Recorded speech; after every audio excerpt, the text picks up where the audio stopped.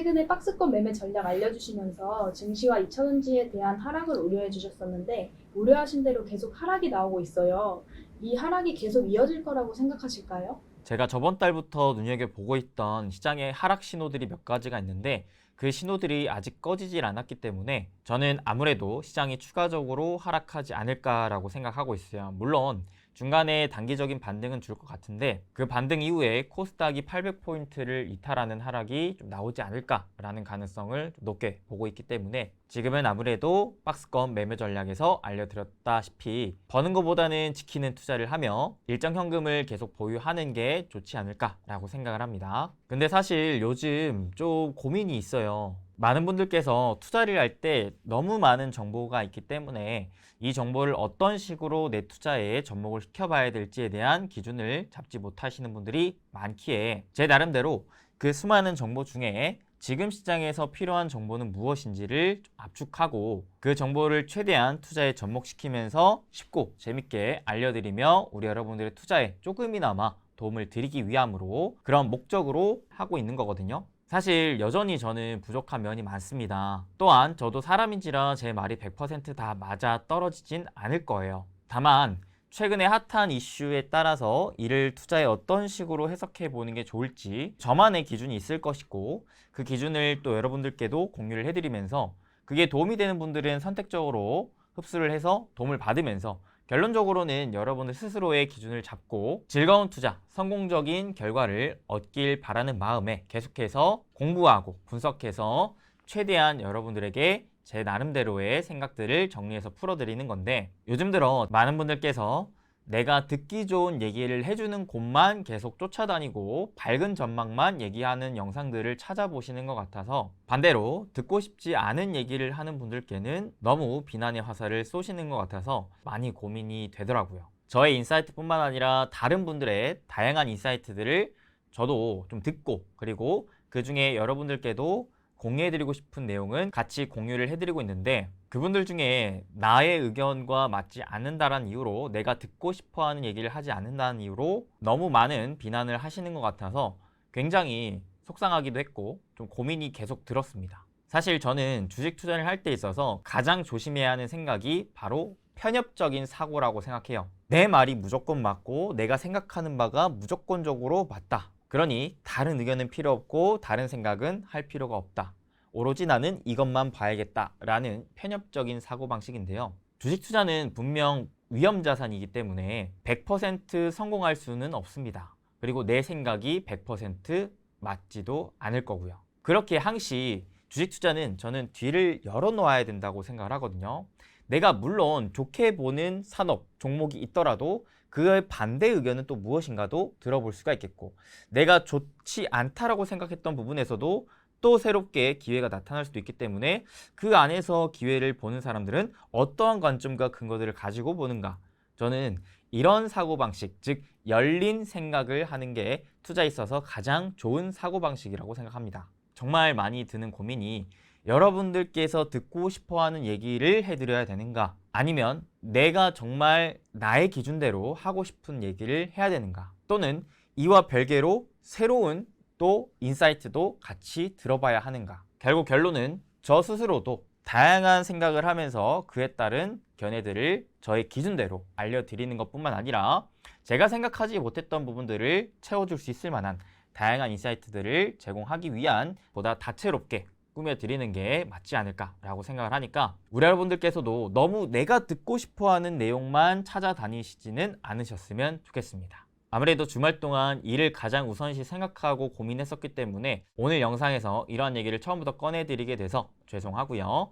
바로 본론으로 넘어가자면 저는 올해 장세를 박스권 장세라고 계속해서 보고 있습니다. 그래서 최근의 증시 하락이 저는 비정상적이라고 생각을 하지 않아요. 오히려 박스권 장세에서 박스권을 돌파한 상승이 비정상적인 과열 구간이라고 생각을 했고 지금의 하락은 비정상에서 정상으로 돌아오는 지극히 건강한 조정이라고 생각을 합니다. 만약 지금의 장세가 강한 상승장이었으면 올해 초 시장의 상승을 견인했던 2차전지, AI, 로봇과 같은 주도주들이 단기적인 조정 이후 추가적으로 계속 상승 랠리를 이어갔을 것 같은데 저는 아무래도 올해의 장세를 박스권 장세로 보고 있기 때문에 박스권 장세 종목 장세의 가장 큰 특징인 증시가 상승할 때 상승을 이끌었던 주도주들이 시장이 하락할 때 더 우선시 하락한다라는 개념을 입혀서 물론 AI, 로봇, 2차전지와 같은 산업군들이 앞으로 장기적으로 봤을 때는 큰 성장을 기대할 수 있을 만한 산업이긴 하겠지만 이 종목군들 위주로 단기적인 하락이 나올 가능성이 높다고 생각하니 앞서서 제가 강의를 해드렸던 것처럼 장기적인 산업의 성장을 전망하면서 차근차근 모아가는 투자가 아니고 단기적으로 접근하는 방식이라면 아무래도 이쪽에 대한 단기 접근은 자제하는 게 좋겠죠. 반대로 박스권 장세, 종목 장세 또 하나의 특징이 뭐였죠? 바로 증시가 하락했다가 다시 한번 상승할 때는 새로운 주도주가 나온다라는 특징이 있었는데 이 새로운 다음의 주도주는 무엇일까에 대한 공부를 계속 같이 하고 싶습니다. 기존에는 업황의 개선세를 기대할 수 있는 반도체, 디스플레이, 자동차 이쪽을 위주로 설명을 해드렸었는데 오늘은 좀 더 다른 관점에 대한 얘기를 풀어보도록 할게요. 즉 2차전지, 로봇, AI 다음 주도주는 무엇이 될까? 이에 대한 고민인데요. 최근에 워낙 단기적으로 2차전지 쪽에 많은 자금들이 몰려갔었는데 2차전지 쪽에서 지금 돈이 빠져나오고 있는 상황인지라 그 빠져나왔던 돈들이 새롭게 특정 주식으로 다시금 몰려간다라고 생각해봤을 때 과연 어떤 주식에 몰려 들어갈 것인가? 이에 대한 고민을 저의 뇌필셜로 한번 풀어보자면 결국 주식 투자는 사람들이 하는 것이기 때문에 이 사람들의 심리를 한번 생각해 볼까요? 많은 분들이 정말 2차전지를 좋게 외치고 많이 사셨는데 그 가장 큰 이유가 뭘까요? 저는 아무래도 크게 세 가지 요인인 것 같습니다. 지금과 같이 물가도 높고 금리도 높은 가운데 경기도 힘든 상황에 아주 그냥 최악의 상황임에도 불구하고 2차전지야말로 다른 섹터군들에 비해서 굉장히 탄탄한 실적과 함께 독보적인 성장성이 눈에 띄었기 때문에 그리고 미국의 IRA 법안에 따른 수혜를 받으면서 추가적인 성장에 대한 모멘텀까지 확보했기 때문이 아닐까라고 생각을 합니다. 지금 시장에서는 2차전지만큼 성장성이 확보되어 있고 이만큼 실적의 성장률이 뚜렷한 산업군은 특별히 보이지가 않습니다. 그렇기 때문에 더더욱 많은 자금들이 그 2차전 쪽으로 몰려갔던 게 아니었나 싶은데요. 그래서 저는 최근까지 2차전지를 투자했던 사람들의 그 생각과 관점이 다음에는 어디로 이어질까라고 생각을 해봤을 때 실적이 탄탄하고 성장이 나오면서 모멘텀까지 있다. 또한 2차전지와 가급적이면 연계되어 있으면서 심지어 저평가 싼 주식이라면 2차전지에 투자했던 사람들이 충분히 넘어올 가능성이 높은 새로운 주도주가 될 가능성이 높은 주식이 되지 않을까라고 생각을 해봤거든요. 저는 그게 현재로서는 대표적으로 자동차 부품이 되지 않을까라고도 생각을 합니다. 왜냐? 결국 2차전지가 강한 가장 근본적인 원인은 전 세계적으로 전기차 침투율이 높아지면서 전기차 판매량도 늘고 그에 따른 생산량도 늘기 때문에 그 안에 필요한 핵심 부품인 2차전지 배터리를 많은 완성차 업체들이 납품해서 사기 때문에 그 사는 줄이 또 계속 길어지기 때문에 라고 생각을 해본다면 전기차가 많이 팔리고 생산되는 과정에서 또 추가적으로 많이 팔리는 부품은 뭐가 있을까? 라고 생각하면서 다른 자동차 관련 부품주들로 수급이 이동되지 않을까라고 생각을 해보는 거죠. 실제로 최근에 현대 기아차의 실적이 또 굉장히 좋게 나오면서 강한 주가 상승 흐름을 보여주고 있는데 이와 더불어 현대기아차의 지금 공장이 풀 가동된다고 하면서 무려 현대차가 29년 만에 국내에 공장을 설립한다고 하거든요. 뿐만 아니라 인도에까지도 추가적인 공장을 투자한다라는 발표까지 내세울 정도이기 때문에 기존의 자동차 부품 업체들 입장에서는 안 그래도 전기차 판매 호조에 따라 대표적인 국내 완성차 업체인 현대차, 기아차가 계속해서 공장을 풀로 돌리면서 차를 계속 찍어내는 상황에 부품을 쫙 납품하면서 돈을 많이 벌고 있었단 말이죠. 근데 여기에 그러한 현대차가 추가적인 공장을 짓는다라고 하면 이에 따라 늘어나는 생산량에 맞춰서 추가적인 부품을 또다시 납품할 수 있는 원동력이 생기는 거다 보니까 현대기아차에 납품을 하는 주요 자동차 부품 업체들 입장에서는 지금 안 그래도 돈을 잘 벌고 있는데 앞으로 추가적으로 더 벌 수 있겠다라는 모멘텀이 생긴 상황이 아닌가라는 생각이 드는 거죠. 그래서 이와 관련된 모멘텀을 받아서 최근에 신고가를 뚫어주는 강한 상승 흐름을 보여주는 자동차 부품들도 여럿 나오고 있기 때문에 그 중에서 아직 안 올라간 게 뭔가에 대한 생각을 잘 살펴보시면서 새롭게 올라갈 만한 좋은 주식을 찾아보시면 좋을 것 같은데, 자동차 부품업체들은 너무나 많아서 아마 여러분들께서 공부하기 까다로우실 것 같아요. 그래서 제가 그 중에서도 현대기아차에 계속 납품을 하고 있던 업체 중에서도 현대기아차가 새롭게 공장을 증설하는 데에 따라 수혜를 받을 수 있을 만한 대표적인 업체들만 따로 표로 정리해 드릴 테니까 한번 참고해서 아직 안 올라간 게 뭐가 있을까를 눈여겨보시면 좋을 것 같습니다. 그 다음에 2차전지가 강했던 또 가장 큰 모멘텀이었던 게 바로 미국의 IRA 법안이었잖아요. 근데 분명 이 IRA 법안에 2차전지 외에 추가적으로 수혜를 받을 수 있을 만한 섹터임에도 불구하고 2차전지에 비해 아직 크게 많이 올라가지 못한 섹터가 있었으니 그게 바로 저는 신재생에너지라고 생각을 합니다. 이 신재생에너지 분야는 기존 영상에서도 원체 많이 다뤄드렸었기 때문에 최근의 흐름만 짧게 코멘트를 드리자면, 이번에 미국 IRA 법안의 세부 조항이 발표가 됐었는데 그 중에 미국 태양광 프로젝트 보너스 세액공제를 받기 위한 세부 지침이 발표됐거든요. 그리고 신재생 관련 섹터에는 미국의 IRA 효과가 내년부터 본격적으로 나타날 것이기 때문에 계속해서 관심을 두어야 하는 대표적인 섹터가 아닐까라고 생각을 하는데, 심지어는 최근에 G7이 2030년까지 해상 풍력을 7배, 태양광을 3배, 누적 설치량을 확대 발표할 예정에 있었던 상황이었는데, 오늘 그 G7이 새롭게 발표한 게 러시아를 향한 제재를 강화할 것이다 라는 발표를 해줬습니다. 구체적으로 EU 사용량의 40%를 차지하는 러시아발 파이프라인 천연가스를 앞으로 차단할 것이다 라는 발표를 해준 것인데, 이렇게 된다면 어쩔 수 없이 EU 입장에서도 재생에너지로의 전환에 좀 더 속도를 붙여야 할 수밖에 없는 상황이기 때문에 앞으로 미국과 유럽을 중심으로 한 신재생에너지의 투자 확대에 주목을 해보시는 게 좋지 않을까라고 생각합니다. 실제로 해외 기업 중에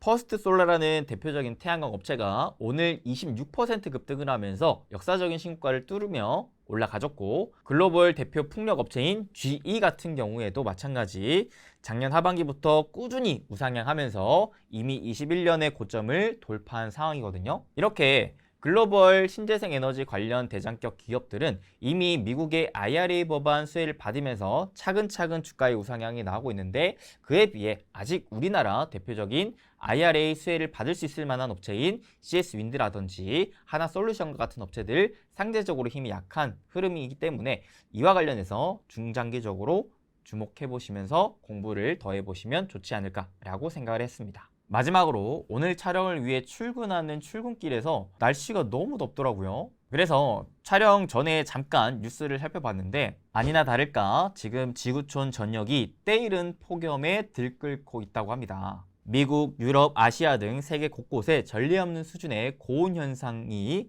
나타나고 있고, 오죽하면 동남아 같은 경우에는 이미 40도를 넘어서는 무더위가 시작되고 있다고 합니다. 이게 바로 다 지구온난화 때문에 발생되는 이상기후로 나타나는 현상이거든요. 그렇기 때문에 근본적인 문제인 지구온난화를 최대한 해소하게끔 신재생 에너지로의 전환은 전 세계적인 합의 내용이자 앞으로 나아가며 투자를 해야 하는 대표적인 성장 산업인 만큼 신재생 에너지 역시도 계속해서 주목을 해보시면 좋겠고, 마지막으로 무더위가 생각보다 빨리 찾아왔네 하면은 이런 생각을 연달아 해봐야겠죠. 단기적으로는 여름 관련주, 폭염 관련주를 한번 주목해봐야겠다. 차트상의 흐름을 전체적으로 제가 봤는데 대표적으로 에어컨 관련주가 작년에 이어서 올해도 차트 흐름이 괜찮더라고요. 그래서 이와 관련된 종목군들 역시 제가 표로 정리해 드릴 테니까 여러분들 스스로도 각 종목군들의 차트 흐름과 재무제표, 사업보고서 한번 훑어보시면서 다양한 투자 기회 지금 한번 노려보셨으면 좋겠습니다. 제가 이 중에서도 종목을 하나씩 콕 집어드리고 싶은데, 최근에 콕 집어서 한 종목을 얘기했더니 그쪽으로 또 수급이 단계적으로 몰리면서 제가 원치 않은 비난에도 많이 휩싸여 있기 때문에 앞으로는 가급적 종목을 콕 찍어 알려드리기보다는 이렇게 관련된 종목군들을 전체적인 표로 정리해 드리면서 여러분들 스스로 공부할 수 있는 기회를 열어드리는 쪽으로 컨텐츠를 기획해서 제작해 보도록 할 테니, 여러분들께서도 좀 더 다양한 투자 기회를 내 스스로 공부해서 나만의 기준대로 잡아봐 좋은 결과를 얻어보겠다라는 마음가짐으로 올려드리는 자료 최대한 잘 참고해서 좋은 결과 얻으시길 진심으로 응원하고 축복하도록 하겠습니다.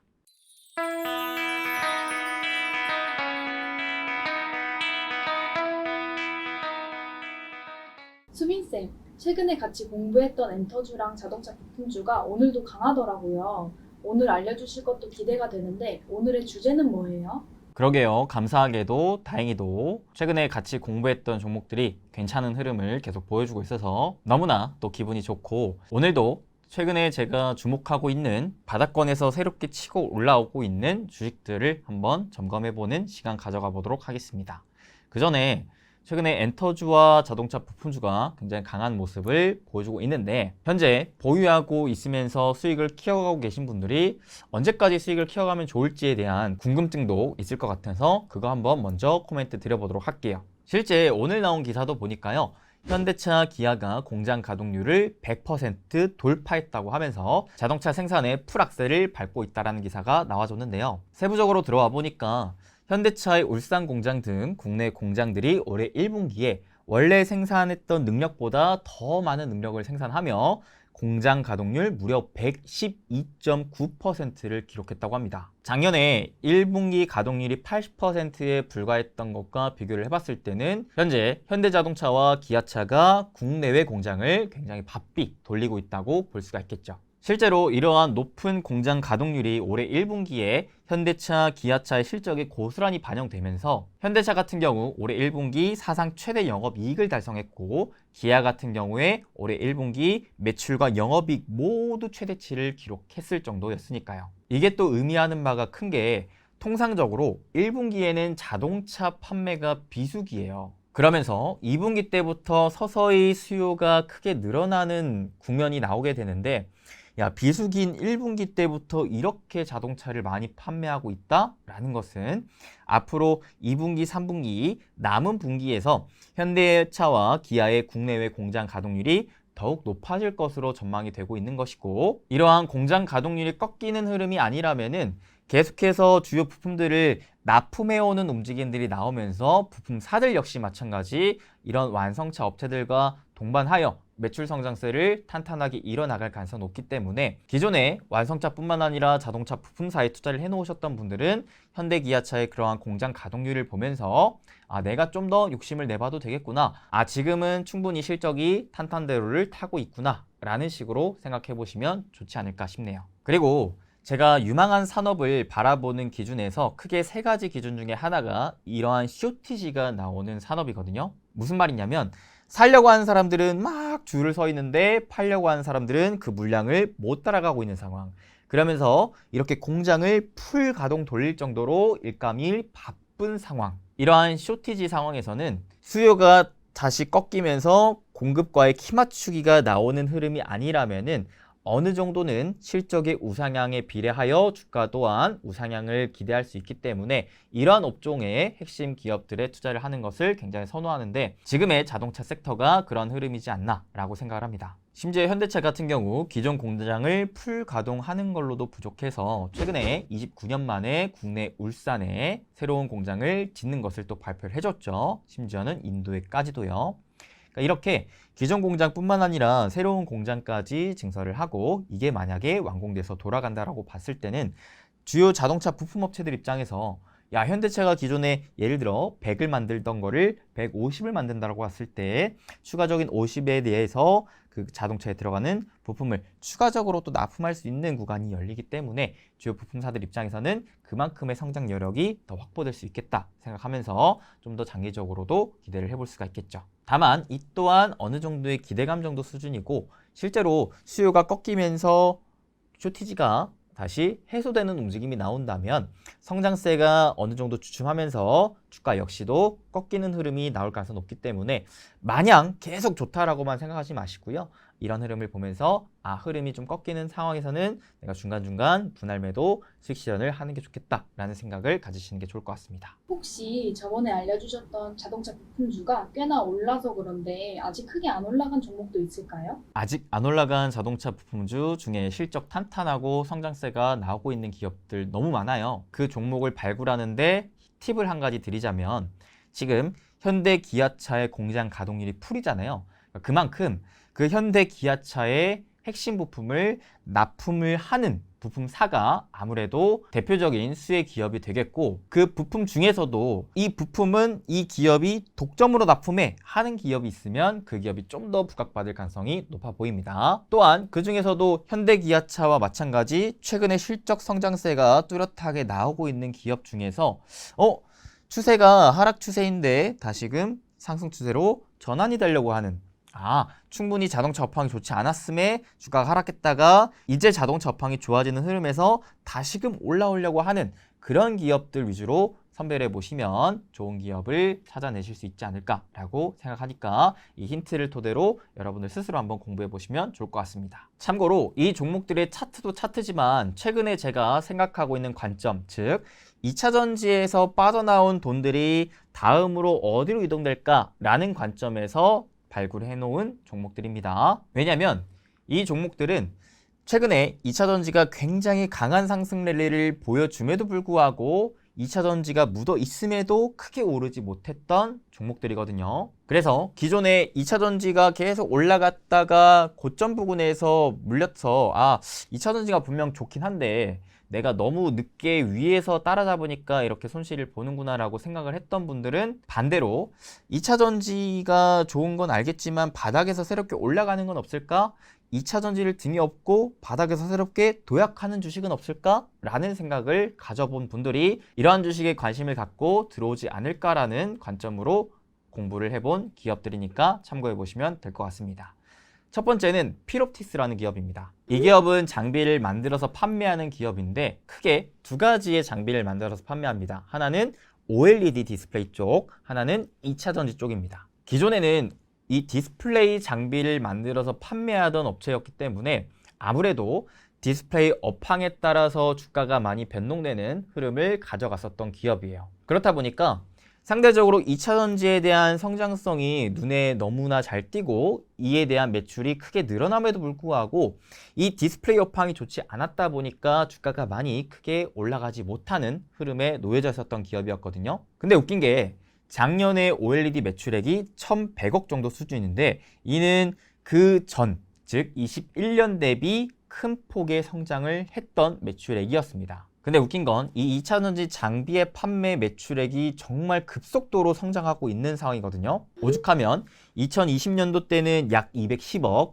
2021년 때는 1650억 정도, 2022년 때는 2100억 정도로 최근 기준 약 2년 만에 무려 10배의 매출 성장을 이뤄낸 상황입니다. 그러면서 전체 매출 대비 2차전지가 차지하는 매출 비중이 지금 현재 60% 비중으로 올라와 있는 상황이거든요. 그러면 이 기업을 과연 OLED 디스플레이 관련 기업으로 봐야 되는가 아니면 2차전지 관련 기업으로 봐야 되는가 라는 부분인 거죠. 전체 매출 대비 절반 이상을 2차전지 장비 쪽에서 만들어내고 있는 상황이니까 아무래도 OLED보다는 2차전지의 밸류를 좀 더 받아야 하는 상황이지 않나 라고 싶은 겁니다. 게다가 이 2차전지 장비를 만들어서 판매하는 사업은 필옵틱스의 자회사인 필에너지가 하고 있는데 이 필에너지의 지분을 약 80%는 필옵틱스가 20% 정도는 삼성 SDI가 갖고 있어요. 그러면서 대부분 매출이 삼성 SD향으로 나오고 있는 상황이거든요. 그렇다 보니까 이 자회사의 실적은 삼성 SDI가 공장을 늘리고 증설을 함에 따라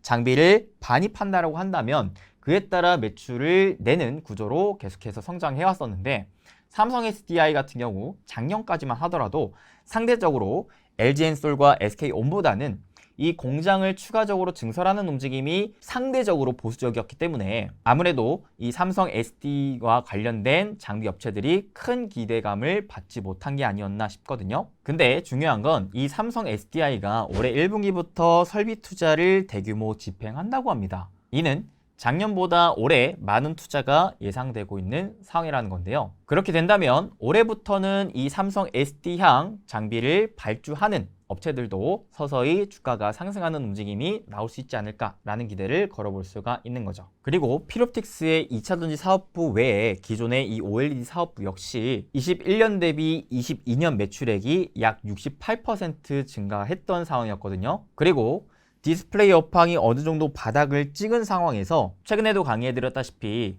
OLED에 계속 투자의 훈풍이 불고 있다는 게 긍정적인 변화의 신호이지 않나 싶습니다. 2차 전지에 대한 성장성뿐만 아니라 OLED에 대한 성장성까지 받아지면서 바닥에서 차근차근 또 성장할 수 있을 만한 원동력이 되지 않을까라는 기대감을 걸어보는 겁니다. 그 다음 두 번째는 파워로직스라는 기업인데요. 이 기업 같은 경우에도 크게 두 가지 사업부로 구분해서 볼 수가 있습니다.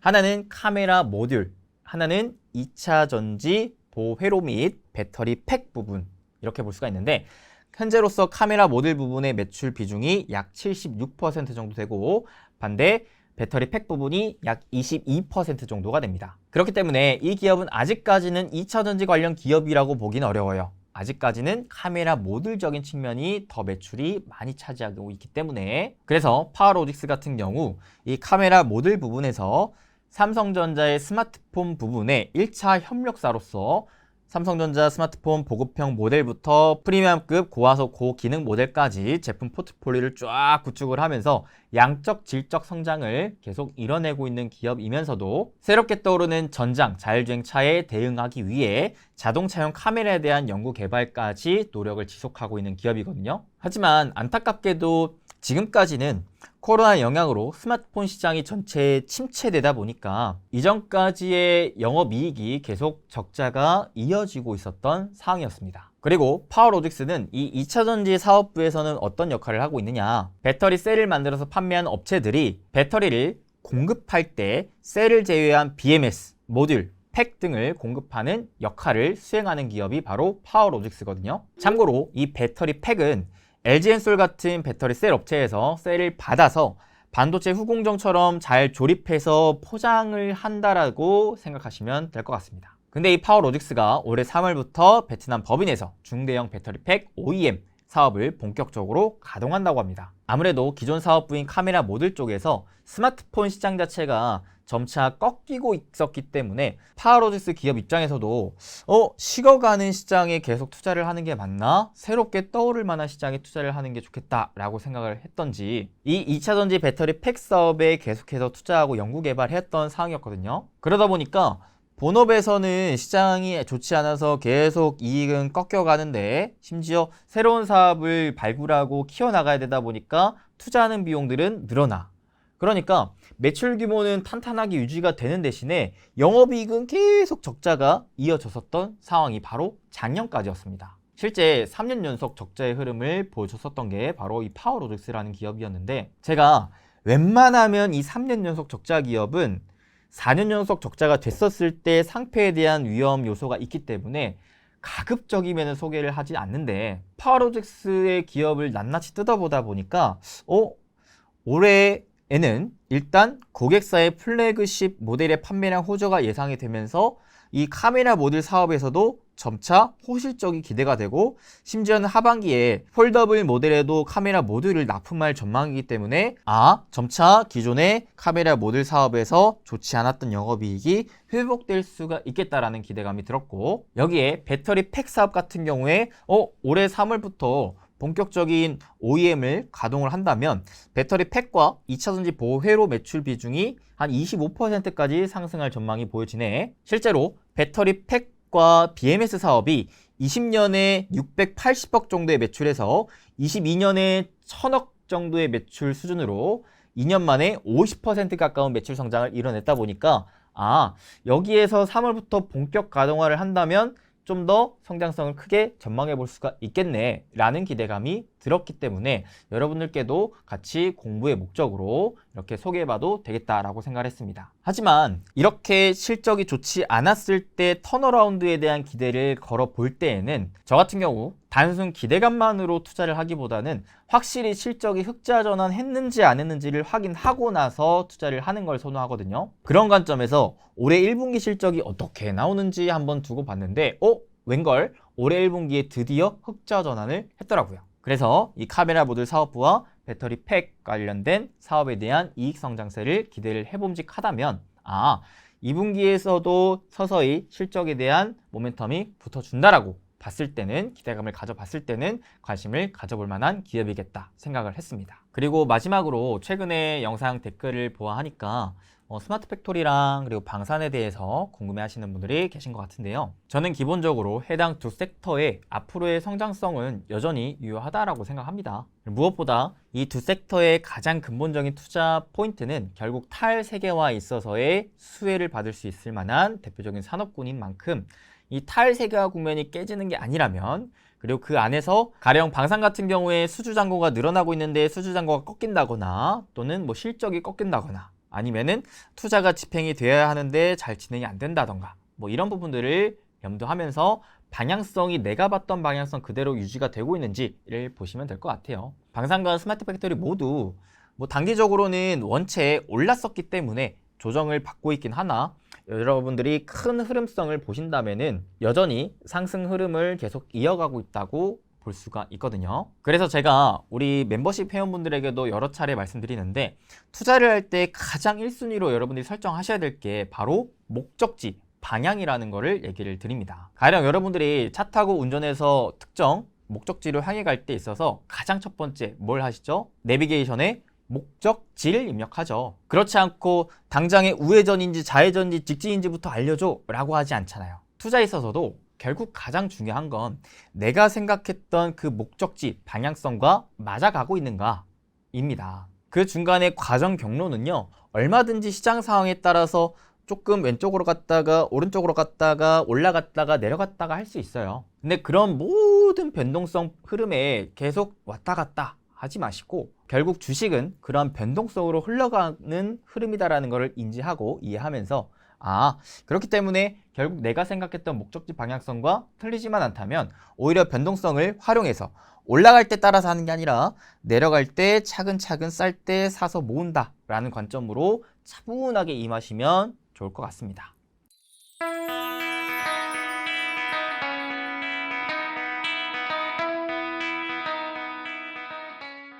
최근 우리 증시의 어떤 특징을 보자면 기존의 어떤 산업보다는 새로운 업종, 새로운 신기술에 관련된 상승률이 굉장히 도드라지게 나오고 있어요.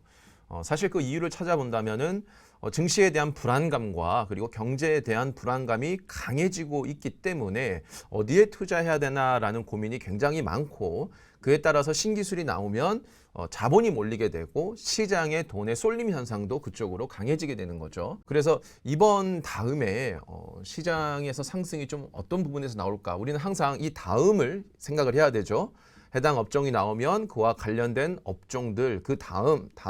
자, 우리는 항상 미래에 대한 생각을 계속 갖고 있어야 돼요. 제가 생각하는 이 다음은 바로 양자 컴퓨터입니다. 양자 기술이죠. 사실 우리가 미래에 그리고 있는 모든 산업은 양자가 돼야지만 가능하다라는 것들도 많고, 사실 이 위에 신기술들도 양자 기술만 만들어진다라고 하면 우리가 공상과학 영화에서나 볼 수 있었던 그런 세상들을 실제로 그릴 수 있다라는 건데, 기사를 몇 개 보고 가시죠. 최근에 대통령이 주목하는 바로 양자 전담 연구기관을 설립을 본격 추진하겠다라고 했습니다. 그래서 국가양자연구원을 2월부터 설립을 논의하겠다라고 합니다. 기존 출연진이 양자기술 R&D 맞는 방안도 고려를 하고 있고, 흩어진 조직을 모아서 장기적 지원을 해야 된다라고 했습니다. 자, 여기서 왜 장기적 지원이냐?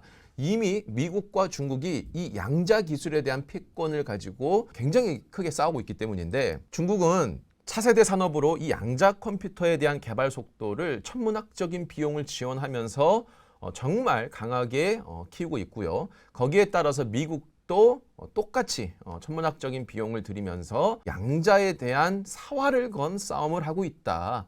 근데 우리나라 같은 경우는요, 좀 아쉽게도 당초 예산안이 2조 원인데 이걸 좀 축소해서 어떤 담대한 투자를 나서겠다라고 했는데, 물론 이제 이 부분은 우리나라가 선두적으로 나서기는 좀 조심스러운 분야가 있죠. 그래서 아마 우리나라도 CBD처럼 주요 선진국들이 개발하고 나는 것을 보고 좀 뒤늦게 좀 개발 비용을 또 이렇게 들이면서 따라가지 않을까, 이런 생각을 좀 해보고 있고요. 핀란드의 IQM 창업자가 양자 컴퓨터 기술은 한국의 새로운 기회가 될 것이다 라고 얘기를 했고, 최근에 우리나라에서 동국대 물리반도체학과 이면식 교수가 실수인 줄 알았던 이상신호가 세계 첫 양자 물질을 찾았다라고 합니다.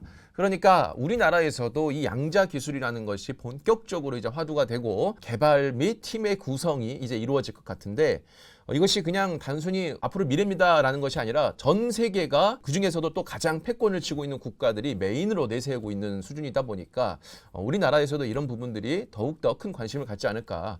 이미 양자 컴퓨터라는 것이 1년 반, 2년 전에 그 유명한 아이언큐 같은 미국의 기업이 이익도 없는데 폭발적으로 성장하는 그런 이제 모습을 보였잖아요. 그리고 엄청난 성장 뒤에 또 골이 깊다는 것처럼 어마어마하게 바닥까지 내려와 있는 상태입니다. 그래서 시장은 항상 돌고 돈다라고 했죠. 이 유동성들이 이쪽으로 갔다가 빠지면서 자본이 쭉 빠지면서 주가는 긴 기간 동안 하락을 하게 되고 그리고 또 다른 이 산업으로 가서 그 주가를 쫙 뛰어오르고 거기서 빠진 돈들이 또 다시 돌아오는 미래 기술에 관련된 이 산업들은요 계속적으로 이렇게 시장이 돌고 돕니다. 그래서 누가 더 한 발 빠르게 움직이냐에 따라서 우리가 투자하는 수익이 달라질 수 있는 거겠죠. 우리나라 기업에서는 아직까지는 뭐 이렇다 할 양자 컴퓨터, 양자 기술과 관련된 확 눈에 보이는 상용화가 되는 기업들이 그렇게 많지는 않습니다. 하지만 우리가 신산업이라는 것은 항상 얘기하는 게 침투율이 제로일 때는 그와 관련된 업종들이 대부분 다 오른다. 그리고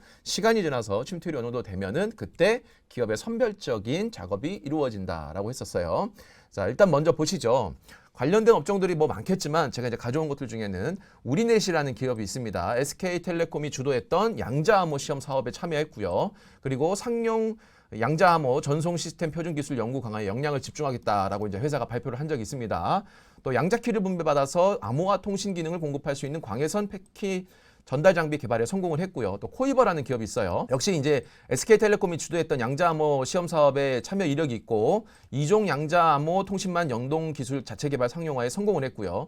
자, 옵티시스 세계 최초 디지털 광리크 개발 및 판매 기업이고요. 사실 이 기업은 특별히 양자 기술하고는 관련이 크게 없는데 대표인 신영국 박사가 서울대 물리학과에서 양자중력 이론을 가지고 박사 학위를 땄다라고 해서 약간은 좀 테마성으로 엮여 있는 종목이다라고 생각하시면 될 것 같아요. 자, 솔리드 5G 기업 중에 하나죠. SK텔레콤이 주도했던 양자암호 시험 사업에 참여 이력이 또 있고요.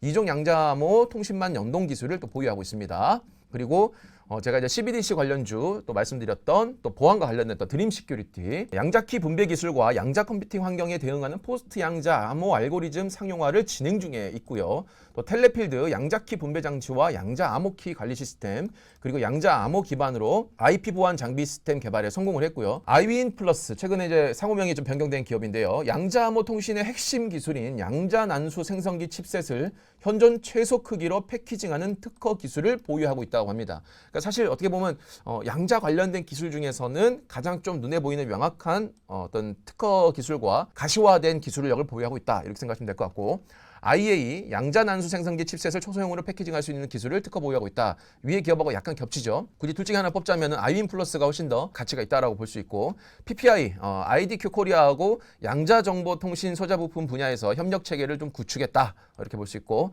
또 뭐 사실 양자 기업이다라고 볼 수는 없지만 아무래도 위에서 나왔던 이 정부가 진행하는 이 양자 시험에 주도했던 기업이 바로 SK텔레콤이다 보니까 사실 통신망과 관련된 것들에 연동된 것들이 대부분 많죠. 위에를 보면은 통신 암호 쪽이 대부분 양자 쪽과 관련이 있다라고 보시면 될 것 같아요. 그와 관련된 게 또 SK텔레콤이 있습니다.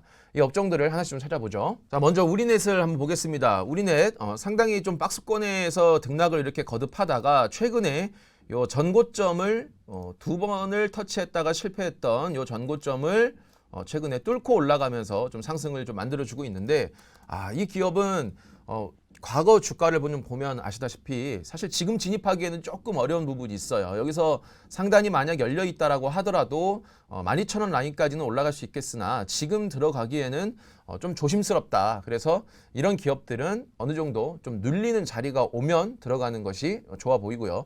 보통 제가 여러분들한테 항상 말씀드리는 상승장과 하락장 이런 부분들이 있잖아요.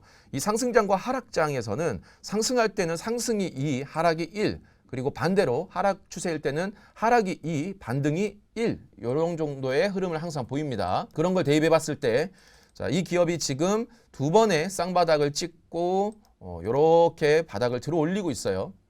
자, 이런 상황에서 상승이 요만큼 나와줬기 때문에 이 다음에 눌리는 자리에서 이 상승의 절반 정도까지 눌리는 자리가 왔을 때 제가 볼 때는 진입하는 것이 좋을 것 같고, 코이버라는 기업도 역시 마찬가지입니다. 상당히 오랜 기간을 이렇게 떨어졌는데 이 차트들을 보면 자, 역시 이 기업도 과거에 고점 라인을 2번을 실패했다가 최근에 쭉 뚫었어요. 자, 근데 좀 특이한 점이 뭐냐면 요게 뚫고 나서 12%까지 올라갔다가 종가가 1.7%까지 거의 10%가 그날 하락을 했어요. 그래서 음봉이 되게 길게 만들어졌는데, 재미있는 점은 뭐냐면 이게 어느 정도의 매물대 물량이 소화된 겁니다. 근데 그 이후에도 차트가 크게 꼬그라지지 않고 있어요. 그래서 이런 기업들은 조금 정찰병 진입해 놓고 추이를 지켜본 다음에 향후에 눌리는 자리에서 또 추가적으로 한번 진입해봐도 나쁘지 않아 보입니다. 그리고 또 옵티시스, 이거 정말 차트가 과거에 이 양자 컴퓨터가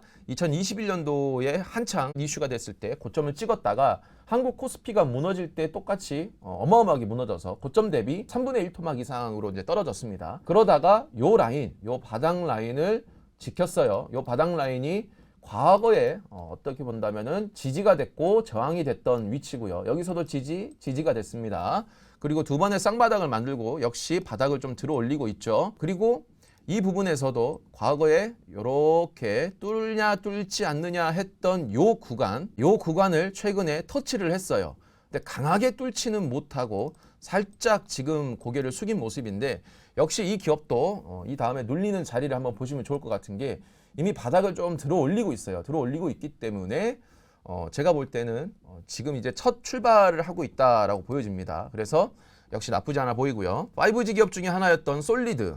솔리드도 비슷합니다. 정말 높은 고점에서 찍었다가 바닥으로 이제 떨어졌는데, 여기서 지금 역헤드앤 숄더의 모습을 딱 그렸죠. 그리고 전고점 라인도 살짝 돌파를 해줬고, 여기서부터 이제 바닥을 들어 올리는 그런 모습을 좀 보여주고 있습니다. 그리고 최근에 여기에서 살짝의 좀 이렇게 사재기 구간이 보이는 듯 한데요. 요게 약간의 좀 낚시성의 사재기 구간이 될 수도 있습니다. 그래서 요 기업도 여기서 만약에 사재기 구간에서 바로 이렇게 위로 날아갈 수도 있지만 요 밑으로 아직은 하단이 좀 열려 있기 때문에 역시 조금 눌리는 자리를 지켜본 다음에 투자를 해도 좋고요.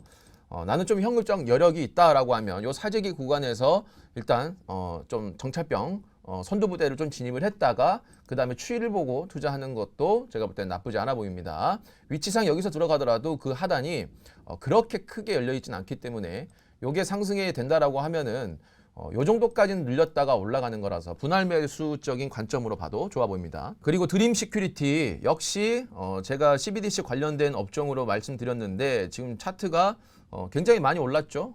많이 올랐는데 역시 이 기업도 고점 대비 쭉 하락했다가 역헤드앤 숄더의 모습을 그려주면서 지금 상승의 턴을 좀 했던 모습이 보여집니다. 코스피 차트하고도 되게 비슷하죠. 그래서 이 위치를 지금 뚫고 올라갔어요. 여기서 한번 저항이 됐습니다. 한번 저항이 됐는데 보시면 고점이 플러스 4%고 그리고 종가가 마이너스 3.6이에요. 그러니까 지금 여기 앞에서 물려있던 매물들이 여기에서 지금 털이가 됐는데 그럼에도 불구하고 그 뒤에 주가가 무너지지 않고 유지가 되다가 튀어 올라가는 모습을 보이죠. 그래서 우리가 차트를 캔들을 보더라도 이게 어떤 식으로 해석이 되는지를 여러분들이 또 한번 생각해 보시면 좋을 것 같긴 하거든요. 그래서 이 기업 역시 마찬가지입니다. 이제 뚫고 올라갔기 때문에 여기에서 한번 눌리는 자리를 요 정도 위치, 왜냐면 상승이 2고 하락이 1이라고 봤을 때 요 정도 라인에서 우리가 매수 타점을 좀 기다려봐도 좋겠다.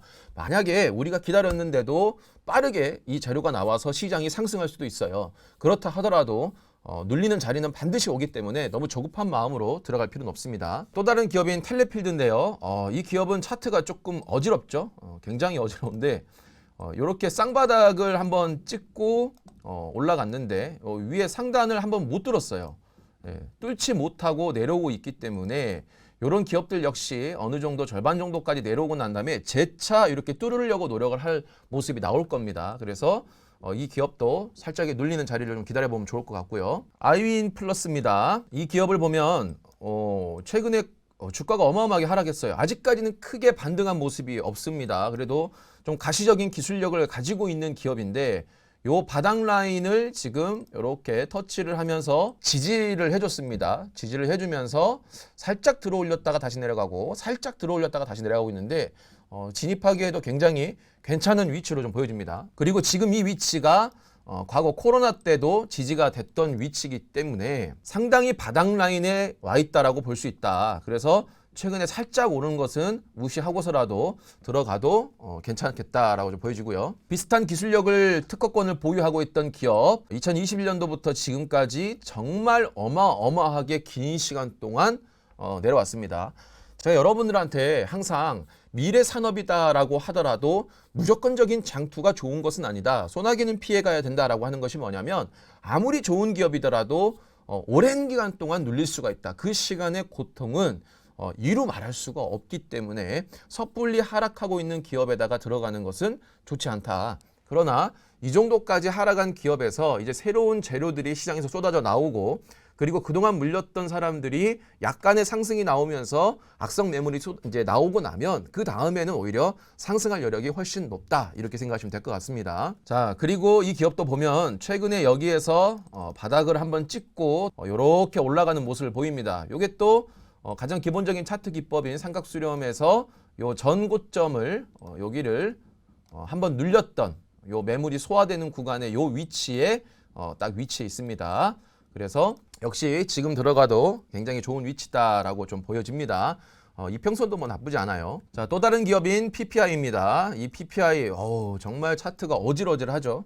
이런 기업들은 섣불리 하락하고 있을 때 분할 매수한다, 뭐 미래 기업이다, 분할 매수하고 뭐 저점 잡는다 이렇게 잘못 진입하다가는 정말 오랜 기간 동안 힘들 수가 있고 특히나 높게 상승한 뒤에 섣불리 욕심을 부리다가는 여기에서 가장 좋은 팔기 좋은 이 시기는 바로 이 7, 8분 능선이 가장 좋습니다. 7, 8분 능선이 가장 좋은데 사람들은 생각해요. 이 뒤에 더 오르면 이게 내가 수익을 놓쳤다라고 생각을 하거든요. 여러분 부동산을 한번 대입을 해보시죠. 부동산도 예를 들어서 5억인 아파트가 3배가 올라서 15억이 됐습니다. 그럼 사람들은 15억에 팔기를 원하죠. 그런데 가장 팔기 좋은 시점은 언제냐면 12억에서 13억 사이 때가 거래가 가장 활발합니다. 만약에 얘가 14억, 15억이 넘어가는 순간부터 매수자는 뚝 사라져요. 아마 지금 부동산을 거래하는 분들은 이 말에 전적으로 동감을 하실 텐데 그래서 추가적인 욕심을 계속 부리다 보면 파는 타이밍 자체를 놓치면서 아주 깊은 지하로 갈 수가 있고 그리고 설령 판다라고 하더라도 그 뒤에 것이 사실은 허황된 숫자였다라는 것을 깨닫지 못하고 내가 조금 더 가지고 있었으면 더 큰 수익을 볼 수 있었을 텐데 이런 욕심을 부리는 순간 그 다음 투자는 더욱더 힘들어지고 더 물리게 되는 경우가 많게 될 거예요. 그래서 여러분들은 투자를 할 때 사고 파는 지점을 꼭 절대 최고점과 최저점을 찾으려고 하는 노력보다는 적정 가격에서 팔려고 하는 것이 가장 안전하고 성공할 길이다라고 꼭 잊지 말았으면 좋겠습니다. 자, 다시 돌아가서 이 기업도 보면은 여기에서 한번 지지가 되죠. 쌍바닥을 좀 찍어주고 또 한번 여기서 지지를 해주면서 사재기 구간이 좀 나옵니다. 그리고 튀어 오르기 시작하죠. 하지만 이 튀어 오르기 시작하는 것이 가까이 보면은 되게 높아 보이지만 사실 멀리 본다면 그렇게 높은 상승을 한 건 아니에요. 일단 전고점 라인 레벨인 여기를 돌파를 했어요. 돌파를 했기 때문에 이 기업 역시 높게 한번 상승 쳐주고 내려오고 있어서 전고점 라인까지는 좀 기다려준다라고 하면 하락에서 2가 오르고 이 하락하는 위치가 딱 요 지점입니다. 그래서 역시 조금 기다렸다가 진입해도 좋고 아니면 정찰병부터 들어가서 분할 매수를 하는 걸로 가도 나쁘지 않다 이렇게 보입니다. 자, 마지막으로 SK텔레콤 사실 좀 개인적으로는 조금 부담스러운 위치인데 아직까지는 상승했던 부분들이 하락 추세가 끝났다고 보기는 좀 어렵습니다. 일단 지금 위치가 살짝의 좀 지지가 되고 어느 정도 사재기 구간이 좀 나오고 있습니다. 그리고 이평선도 좀 회복을 하려는 모습이 좀 보이고 있긴 해요. 이 위치가 지금은 지지가 되고 지난번 차트에서는 저항이 여러 번 걸렸던 구간입니다.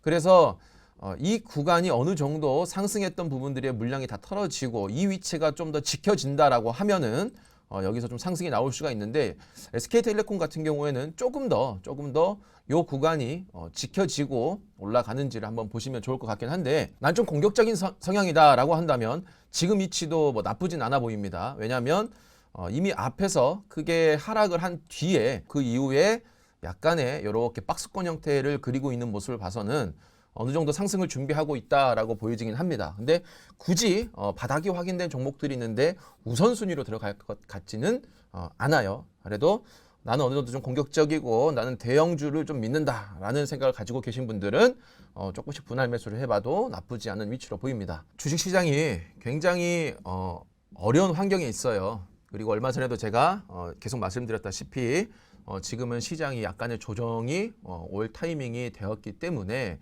그럴 확률이 이제 높은 것이죠. 그래서 이럴 때는 무리하게 진행을 하기보다는 조금 더 여유로운 마음을 가지고 여러분들이 투자를 했으면 좋겠습니다.